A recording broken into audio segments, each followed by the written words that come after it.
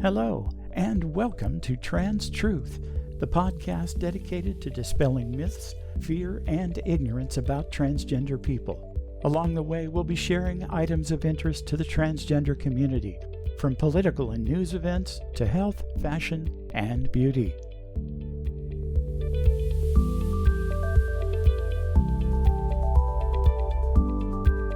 And now, let's have a look at some news items that should be of interest to our listeners.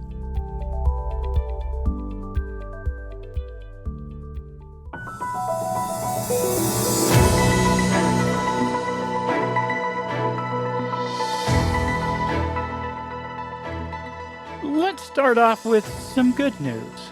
In a big win for trans people in my home state of Washington. Several sources reporting that it has become the first state in the country to pass legislation increasing access to hormone therapy. House Bill 1971 declares that healthcare plans who cover hormone treatments, quote, must provide reimbursement for a 12-month refill of covered prescription hormone therapy obtained at one time by the enrollee, unquote. Unless a doctor prescribes otherwise, or the hormone in question is a controlled substance. Testosterone, for example, will be exempt from this policy. The bill received bipartisan support in the state Senate, passing 40-9, including 6 Republicans. All 9 votes against the bill were from the GOP. Senator Keith Wagner was one of the Republicans who voted in favor of House Bill 1971. He said that he was supporting the policy in spite of fringes online which had inflamed public debate by focusing squarely on the HRT's association with trans-affirming care. Okay, whatever gets you through the night. Clearly, Senator Wagner is better informed, or at least less gullible, than most of his GOP colleagues around the country. And that lack of accurate information is what we here at Trans Truth are here to take on, and what this episode is going to be all about. Now, it may be a bit too early to call it a win, but a federal judge has recently ordered President Donald Trump's administration on Tuesday to justify why it could, quote, lawfully refuse to issue passports to transgender and non-binary Americans that reflect their gender identities, unquote. This is from a Reuters story, and as we've already discussed in our last episode, the Trump administration's simple-minded ignorance of overwhelming professional guidance on gender identity in the issuing of Executive Order 14168, quote, defending women from gender ideology extremism and restoring biological truth to the federal government, unquote. Well, it's good to see that the U.S. District Court Judge Julia Kobik taking a more judicious look at the issue. Indeed. First, the judge stated that they're being denied a passport consistent with their gender identity because of their sex. Title IX here, indicating that she at least is cognizant of all that professional opinion that sex is not the same as gender identity. Kobik then went on to call the administration's argument sweeping and questioned how it did not reflect, quote, improper animus directed at a politically disfavored population, given the slew of government actions against transgender and non-binary people. Gosh, you think? Predictably, the Trump administration is whining yet again about a judge schooling them on what the executive branch can and cannot do. In a recent Newsweek story, it was the administration's attempt to ban transgender people from military service. I'll get to why I'm calling it predictable in a moment, but I'll note, just in passing, that this latest example of the Trump administration taking issue with the judicial branch of the U.S. government is eerily similar, as in virtually identical, to the moves made by would-be dictators the world over and throughout history against constitutional checks on their power. Those checks are almost always judges. And we're not going to give a civics or world history lesson here, but the interested citizen would do well to note the parallels. Okay, back to predictability.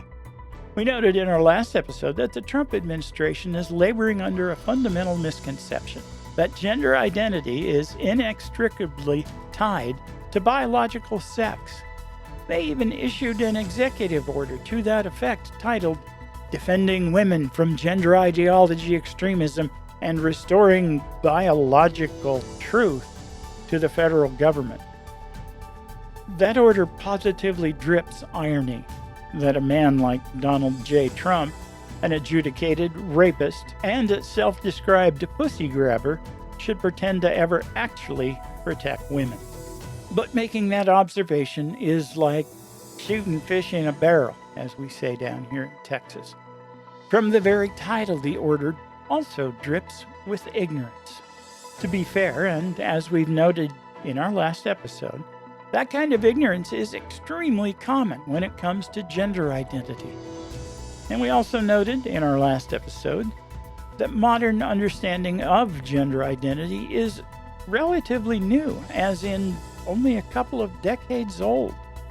Even the Diagnostic and Statistical Manual of Mental Illnesses, the DSM-5, which is the reference used by professionals dealing with mental health and brain-related conditions, only discontinued using the term gender identity disorder in the latest version, the DSM-5, in 2013.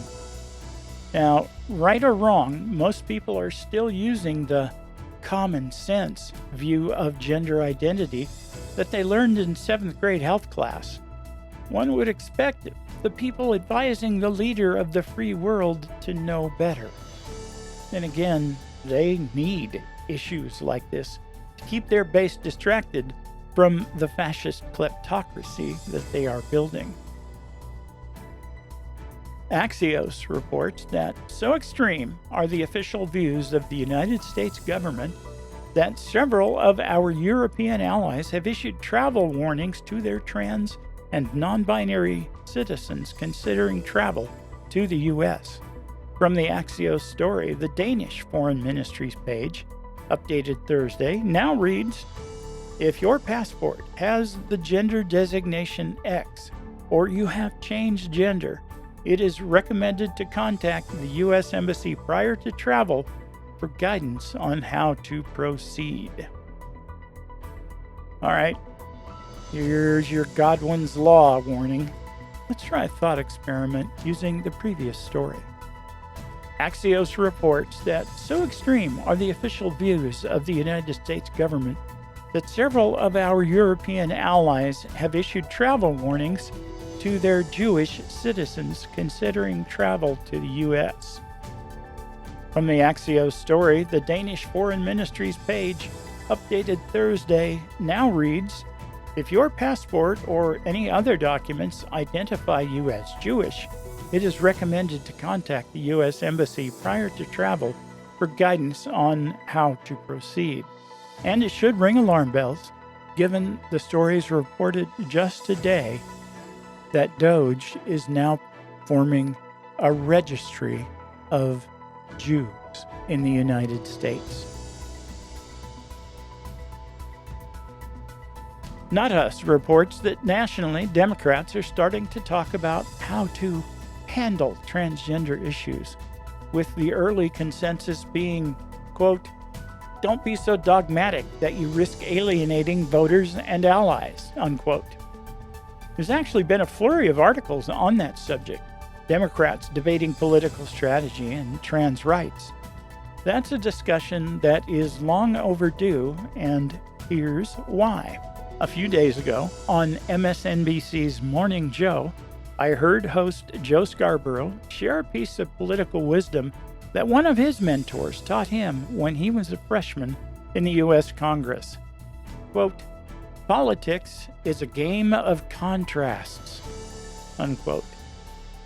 Sure, words were never spoken, and the Democrats' performance in the last general election is painful proof of that.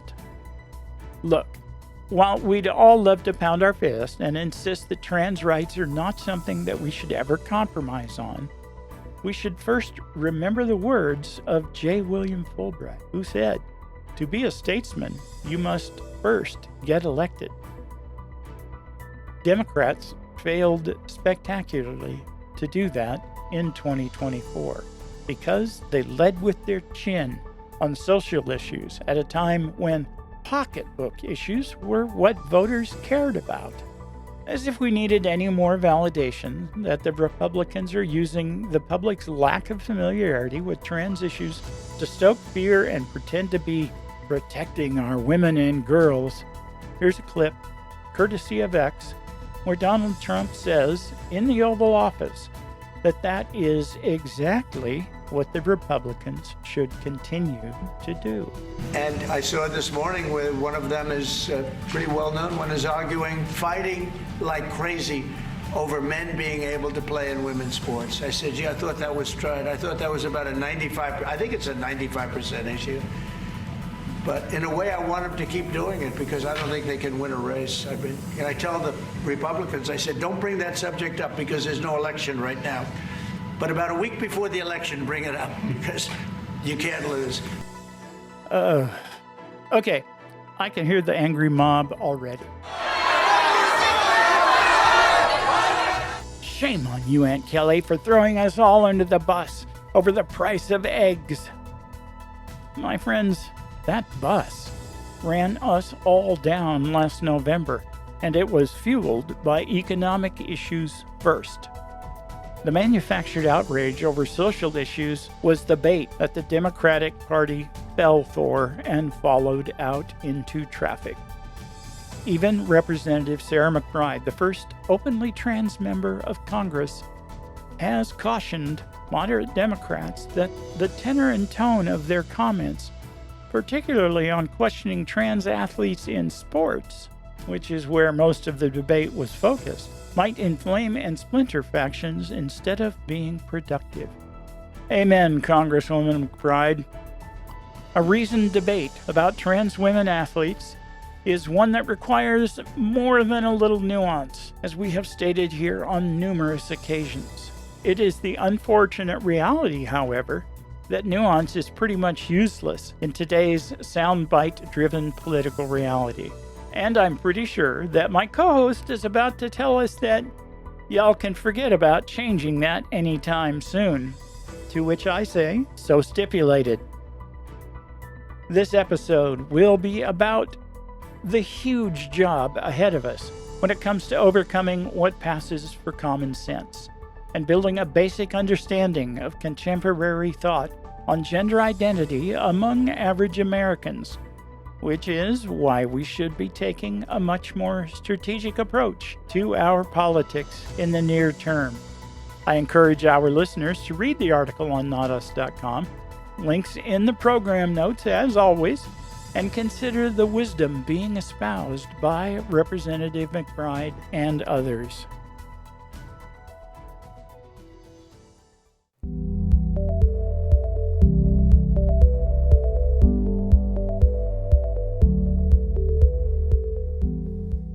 So, welcome back to Trans Truth. I am your host, Kelly Nelson, and I am joined, as always, by... I'm Jeri Ann. So, Jeri Ann, welcome back. How was your 3-week vacation with the Houston Livestock Show and Rodeo? Very funny, Kelly. You know it's not a vacation. I tell you what, it's exciting. It's very rewarding. I work 10 months prior to rodeo season, getting ready, recruiting a team, outfitting, training, all that kind of stuff. But it was very successful. A huge crowd, made lots of money. We pledged $28 million to scholarships this year. We had That's right. We had a record 2.7 million people in 20 days come. And on my last shift, the day before rodeo ended, we had 199,000 people Wait, inside the one gates. day? How many? 199,000 people Wow.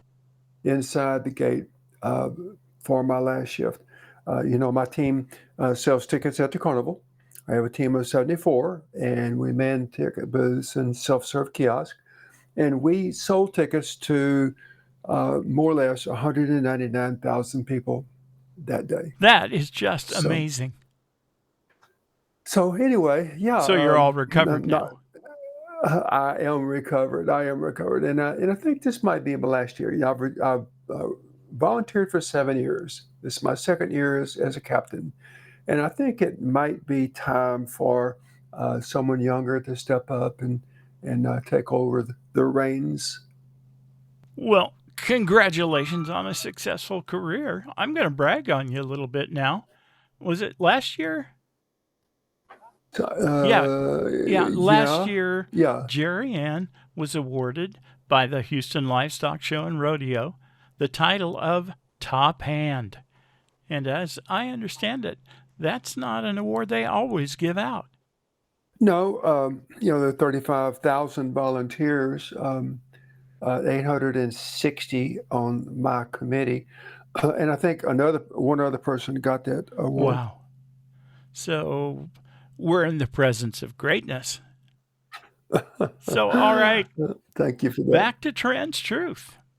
In the final editorial/news spot at the top of the show, I relayed some ideas from some quarters, even our allies, about how we can effectively go about making changes, particularly in the area of political strategy. Thoughts? Yes, I have some thoughts on that, Kelly. But we're just going to go ahead and talk Republican, Democrat. Democrats need to change their strategy for sure. They focus on social issues, examination under a microscope, so to speak, shining a spotlight. And it's time to appeal to the electorate in general. People were unhappy. Inflation, we're post-COVID, just all kinds of issues. There's a war over in Europe, worldwide inflation, and people were just unhappy. And whenever people are unhappy, they're going to vote for who promises a change, who promises a better life. And that's what Republicans did. Now, are they doing it? Oh, hell no. Hell no, they lied. But nonetheless, they voted for a positive change. So Democrats are going to give up the social issues. Now, listen, I want human rights just as much as any other trans woman. But again, I don't think it's beneficial to focus on trans rights. Let's focus on human rights, the Constitution, the amendments, the free speech and right to vote and all that stuff. Let's concentrate on the broader scope of human rights. Let's talk about the economy, improving the economy, world peace, all the big things, whatever is going to be important in 3.5 years. That's what the Democrats are going to have to focus on. Yeah, I'm glad you brought that up, because that is what cost us the election, the presidential election for the Democrats. They didn't pay enough attention to those kitchen table issues, those pocketbook issues. So before we go any further, let me do a little more setup, a little more context, a little more reality. According to the National Literacy Institute, 21%, that's 1 out of every 5 Americans, are illiterate. 54% of Americans can't read beyond the level of an 11-year-old. 57% of Americans have no education past high school, and America ranks 36th in the world for literacy levels. 36th. And white, U.S.-born adults are the largest group with the lowest literacy. Well, I got news for you, Kelly. I got news for you. That's going to get worse. And the largest voting bloc. And I have no doubt. And tell us why. In the state of Texas, recently was passed the school voucher bill, which is going to give thousands of dollars to people so they can. Well, it's going to take thousands of dollars per child away from public school, give it to people so they can send their kids to public school. It will undermine the resources and consequently the effectiveness of public schools. And public schools are a challenge to begin with. They need more money, not less money. I agree. And it's, well, the Republicans, if you're a Republican, it's nice to see that their decades-long program to gut public education is finally hitting its stride. I think maybe we should just throw in the towel. Seriously, though, how do we overcome these handicaps to enlightenment? We're an illiterate nation. And that white U.S.-born adult population is also the largest voting bloc and the most illiterate. So, well, first of all, would you agree with Senator McBride's caution that we need to take a more measured, a more strategic approach to advancing our cause, at least in the political arena? Exactly. We need to be intentional and strategic about, as a party, about the issues and do what it takes to win. You can't do anything if you don't win. Somebody said something like that. Statesman, you mentioned it the other day. What was that saying? You must first get elected. That's where I heard it. I knew I heard it someplace. Okay, so Democrats are going to have to get elected. Let's stop coddling special interests. Not that these special interests aren't important, but right now we have much broader concerns. The Constitution itself is in jeopardy. Our democracy is in jeopardy. We currently do not have a balance of power. We have the judicial branch answering to the executive branch. We have the legislative branch answering to the executive branch. So we only have one branch of power, totalitarian government, bordering on dictatorship. So we need to win the next election. We need to win the midterms to start with. And we need to do that by promising people and following through with the promises, by the way, promising people what they want to hear. Of course, I think I hear the crowds already starting to murmur, Jeri Ann. And our LGBTQ brothers and sisters are going to be calling for our head because we're being heretical and we are saying we should be focusing that's on what I'm saying. issues other than trans rights issues. don't mean a thing if you've lost your human rights. That's it. If you've lost your right to citizenship, and your birthright citizenship, I mean that's in jeopardy for some people. But you lose constitutional rights like that, and trans rights don't matter. LGBTQ rights don't matter. They'll throw out the baby with the bathwater. And it's working for them. So just a note to any of the Democratic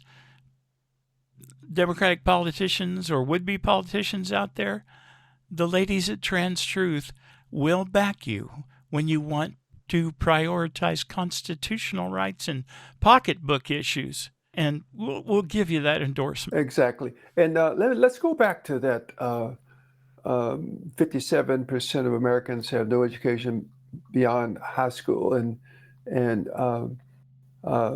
ranking 30, would you say 36th in the world? 36th Yeah, in the yeah, world for literacy levels. yeah. I think I think that even includes some non-industrialized countries in the Well, world. let me bring those kind of things home to you. Some years ago, I was on a dating site, and in a 6 month period, I met and dated 10 different men, and um, practically Oh, every wait. single one of How many? 10. Oh my God. Slut! Oh gosh, it was just casual first I date know. on almost I every know. case. I had second, third date with one guy, three guys, but yeah, it's but almost every one of those guys didn't know what a trans woman was. I clearly stated in my profile that I am a post-op trans woman, and I was on a second date with one of them, and he said, "Say, what is a post-op trans woman?" I had to explain it to I him. We're sitting across from each other, uh, uh, having dinner, yeah. and You're he, you're setting up the point I'm going to make a little bit later. okay. And that's common sense and how little of it there is when it comes to addressing Yeah. So when you trans talk to women. the public about trans rights, the general public doesn't even know what that is. They don't know what a trans woman is. They don't know what a post-op trans woman is. A few, a good number do, but most do not. And what they do know, or they think they know about trans women, is what the Republicans have shown them. Parades and riding and stuff like that, and drag queens and what Yeah. have you. And now, just understand, I'm not downing drag queens, but that doesn't represent me. That the art of drag as an entertainment genre does not define who I am, who Jeri Ann is. Yeah, but So, before the the drag queen fans try and pillory us, we will say that we respect them for the hard-working performers that they are, but they are not, for the most part, trans women. But that's the media's picture for right. us. If they do a I'm story about trans women or the LGBTQ community, the images they put up are drag queens, leather boys, and biker dykes. That's it. And actual factual knowledge about what it means to be transgender, what gender dysphoria means, is, well, the furthest thing from common knowledge. Well, and it doesn't have to be common knowledge, Kelly. Again, I'm going to go back to human rights. Allow people constitutional rights simply because they are human. You don't have to separate them. You don't have to cull the herd. Give human beings human rights. No argument so stipulated, but they're so fearful, so ignorant, the right-wing nuts, that they'll tell you to your face they don't think we should have those special rights, which is right-wing nut code for us to have the same rights as them. Okay, so we have an unanswered question. You said, seriously, though, how do we overcome these handicaps to enlightenment? That's the whole issue here, is enlightenment. And, I can go back to that conversation by saying that's what we're doing with trans truth. Yeah, we might have a small audience for any one given episode. I think, what'd you tell me a while back? We're in 8 different countries now? 9. 9 different countries. Okay. We are broadcast and represented by 9 different countries. So, and what are we doing? We are talking trans truth. We are enlightening our listeners. And yeah, we may be preaching to the choir, but the choir doesn't necessarily have the proper catchphrases and maybe even proper perspective to counter the lies, myths, and legends that they're faced with in the real world. Yeah, again, we are in complete agreement. There's just too little information about us out there. Again, we are in complete agreement. There's just too little information out there about us. And let me bring some more statistics in. To be fair, it's only been the last 20-some years that even the clinical, psychiatric community has formally recognized gender dysphoria for what it is, which is a rare but naturally occurring phenomenon among 1%, give or take, depending on whose study you read, of the population. Now, that's 22 years and 1% of the population. The odds are you don't know a trans person if you're Joe average citizen. So with that kind of challenge, it's my view, and Jeri Ann and I will disagree on that. It's of critical importance that there be some education, an organized campaign to educate people. And whereas Jeri Ann's approach is more of what we talked about several episodes ago, and that's ambassadorship. Yes, exactly. Yeah. I know, I guess, several hundred trans women. I know some trans men too, but in particular, trans women. They seem to be the target by the politicians, but I know several hundred, and I can't think of a single one of them that's a good for nothing bum. They're all highly educated, articulate, successful in their careers. My friend Jade, she's a software engineer. Oh my gosh, she speaks at conferences all over the country and all over Europe. She's been to Berlin, Kiev, during the bombing, as a matter of fact, Turkey, Istanbul, Turkey. So, she's well respected and highly thought of in her field. And that's just a sample of the trans women that I know. They're doctors and they're lawyers. You and I know DJ Healy, who was at the height of her career, the most successful patent attorney in the world. The thing is, the focus was on her law practice, not her being trans. The focus on Jade's on Jade is Right. not her being trans, it's her being damn good at what she does. And that's what I'm talking about. Just be yourself, be normal, make a difference, bring value to the world, bring value to your world, and it will overlap into the greater world. So anyway, that's what I do. Go ahead. I bring normalcy to the trans experience. Yep. I present value every place I go, and people see the value. And if they notice the trans, it doesn't matter. Just like they might notice that you pick up a pen with your left hand. Yep. And, like I said, we are in complete agreement about the importance of ambassadorship. And I bring this up on the regular in social media forums that I frequent, encouraging our trans brothers and sisters to be out there, to don't be afraid.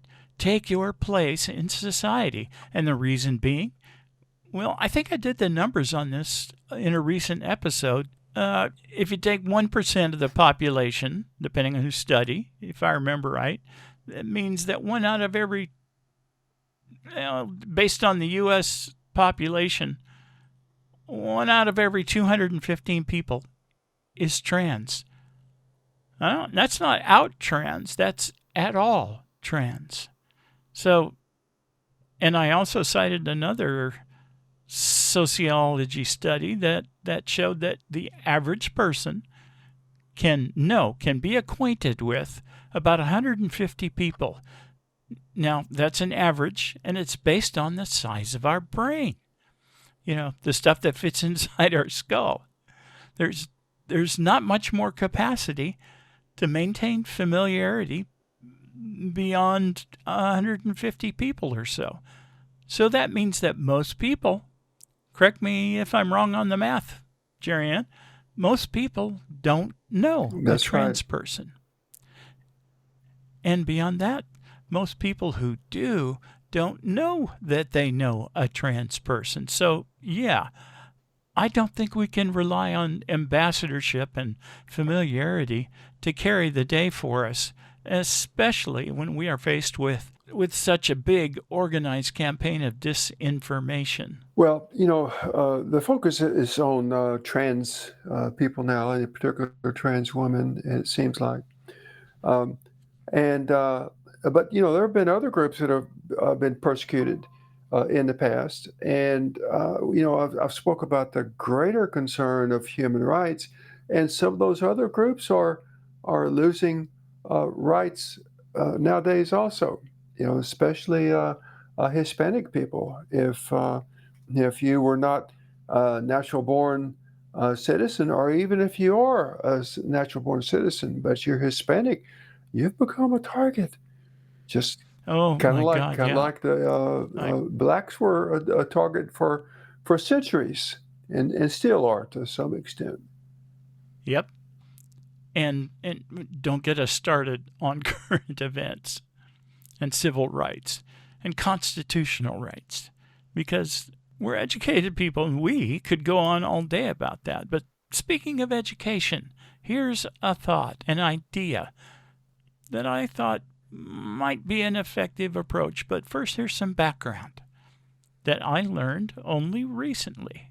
Following World War I, the Greenwood District in Tulsa, Oklahoma, was a thriving business and residential area for African Americans, often referred to as Black Wall Street. On the morning of June 1st, 1921, Greenwood was looted and burned by white rioters, some of whom had been deputized and armed by the city government. The governor declared martial law. The National Guard was deployed, and 6,000 African American residents of Tulsa were imprisoned. From recent investigations, it is estimated that 300 people died, a far cry from the official reports of 29 dead African Americans. In the end, the Greenwood community was leveled by fires set by the mob. 10,000 black people were homeless, and $2.25 million in real estate and personal property was destroyed. That's $39.6 million in 2024 dollars. Now, I never learned about this in 13 years of primary and secondary education, nor did I learn about it during 4 years at university. I only learned about it a few years ago, the same way I finally learned about Juneteenth, because I live in a large Texas city with a large African American population. Why was I never taught this, Jeri Ann? Well, it's because the curriculum has always been scrubbed clean.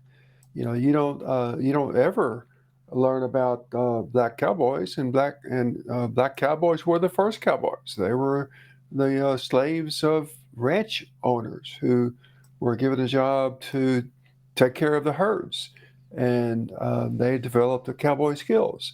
They later taught the cowboy skills to some white men and Hispanics. But yeah, you never read that or was taught that. It's funny you should mention black cowboys. That's another example of something I've heard I never learned about, and I've been a rodeo fan all my life. Now, I'm also a film buff, and it was a movie, a Hollywood production, wherein I learned that the inventor of rodeo, the first rodeo event, saddle bronc riding, was invented by an African-American cowboy by the name of Bill Pickett. Now, as an aside, that was mentioned in the movie The Cowboy Way, with Woody Harrelson and Kiefer Sutherland. So where am I going with this, you ask? It's not just to observe that history, truth, especially uncomfortable truth, is often suppressed. It is, of course, and Tulsa, like many right-wing communities of late, has tried again and again to aggressively suppress what they think is critical race theory or inconvenient truth. Oklahoma is currently considering House Bill 1775 that restricts how Black history is taught in their public school. You probably guessed that I'm going to tie the right's suppression of Black history to their suppression of truth about LGBT people, and you're right, of course, but here's why. A couple of years ago, a woman named Christy Williams, a descendant of the survivors of the 1921 Tulsa Massacre, formed Black History Saturdays, a once-a-month seminar that teaches the things that are being suppressed by book banning and the teaching of revisionist history in Tulsa public schools. Why can't we do something like that for the trans community? I mean, we know how much ignorance there is about us, and we know how aggressively certain groups are pushing misinformation and outright lies.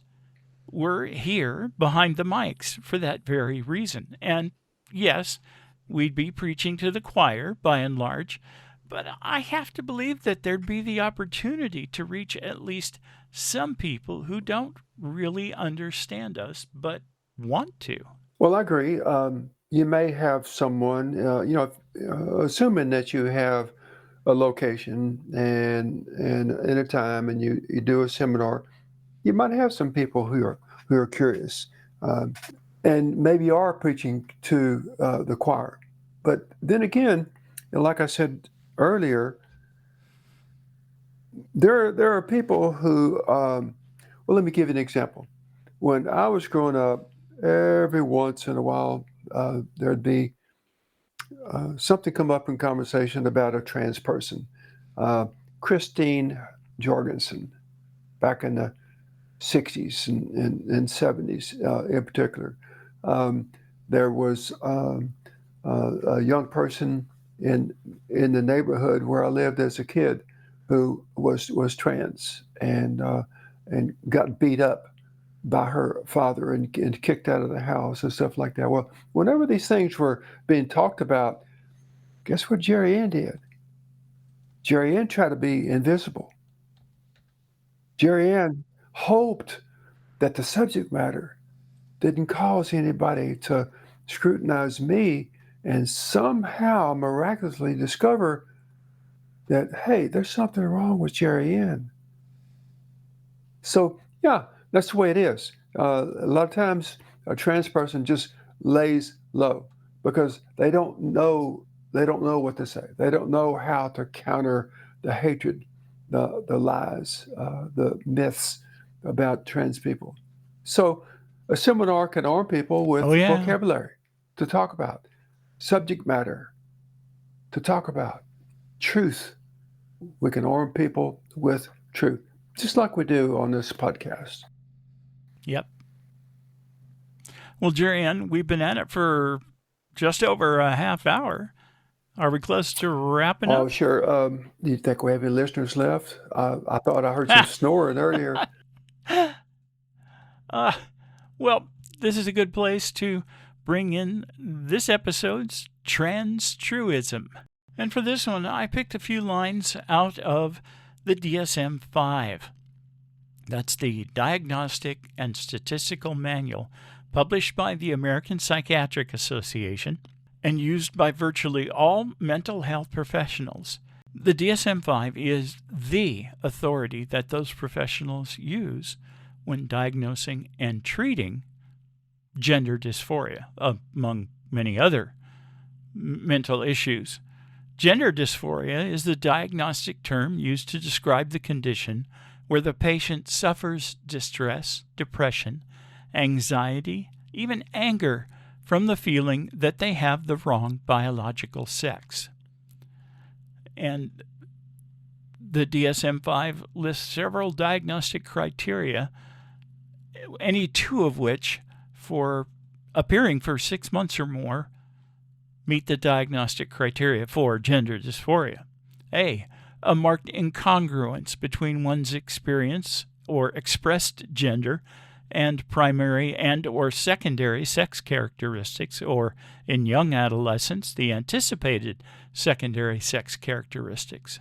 B, a strong desire to be rid of one's primary and or secondary sex characteristics because of a marked incongruence with one's experience or expressed gender, or in young adolescents, a desire to prevent the development of the anticipated secondary sex characteristics. C, a strong desire for the primary and or secondary sex characteristics of the other gender. D, a strong desire to be of the other gender or some alternative gender different from one's assigned gender. E, a strong desire to be treated as the other gender or some alternative gender different from one's assigned gender. And F, a strong conviction that one has the typical feelings and reactions of the other gender or some alternative gender different from one's assigned gender. That's a lot of talk about gender and only one mention of biology, and that being in contrast to gender.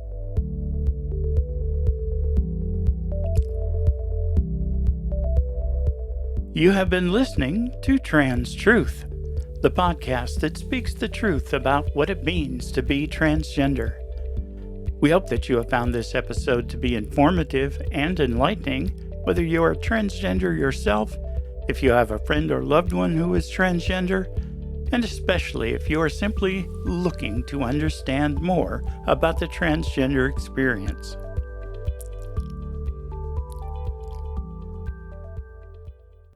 Copyright 2025, Trans Truth.